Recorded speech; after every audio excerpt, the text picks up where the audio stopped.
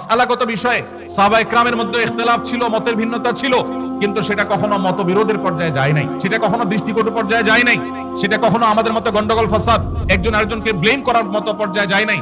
আজ এই প্রেক্ষাপটে অন্তত আমাদেরকে ঐক্যবদ্ধ হতে হবে, ঐক্যের গুরুত্ব আমাদেরকে অনুধাবন করতে হবে। আমাদের এই প্রিয় স্বদেশে ছোট্ট একটা জায়গা, নানান মতের মানুষ, নানান পথের মানুষ আমরা থাকি, এত চিন্তার মানুষ আছি। এই যে এই মাহফিলে আমরা এত মানুষ আছি, আমাদের মধ্যেও সবাই কি সব বিষয়ে একমত আছি? এর মধ্যে ভিন্নমত আছে না? কিন্তু ভিন্নমত থাকা সত্ত্বেও কিছু বিষয়ে এক, আমাদের আল্লাহ এক। কোন ভিন্নমত আছে?